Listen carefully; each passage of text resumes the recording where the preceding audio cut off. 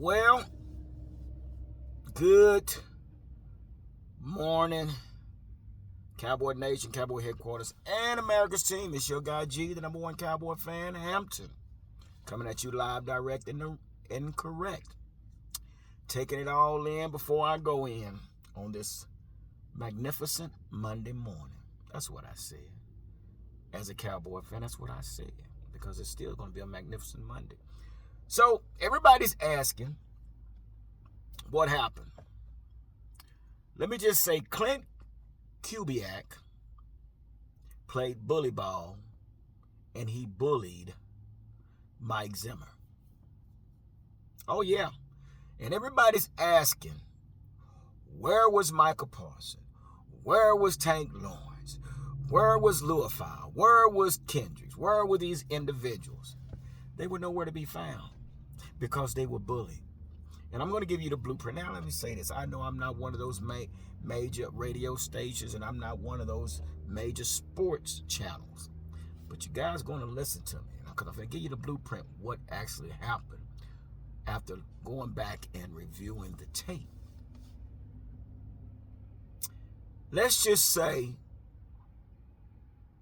6, 7, and 8 versus 4 will get you bullied. You might say, now what's 6, 7, and 8? When you have 6 offensive linemen, 7 offensive linemen, and even 8 offensive line, including your fullback, that goes up against 4 defensive linemen, that's the results you're going to get. Now, what Clint did, he kept a tight set with his receivers. Those tight sets were set up to do block downs, to conceal the edges. Now, if you remember, there wasn't a lot of runs up the middle. We did our part as far as people saying they ran the ball down our throat. Running the ball down your throat is like running it right up the middle. They attacked the edges. And you might be asking, well, how were they able to attack the edges? Again, when you have six-man front on the offense, 7-man front, 8-man front, you know what happened? Again, that when they're going against 4, someone is releasing. 2 or 3 players on the offensive line is releasing and picking up your linebackers. Go back and look at the tape.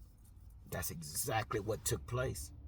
These offensive linemen, instead of being contained or occupied, you had 1, 2, or 3 offensive linemen releasing, putting a body on a linebacker, and being led by a fullback.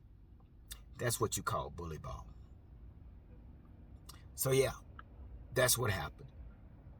Mike Zimmer failed to make adjustments. He stayed with the 4-man front.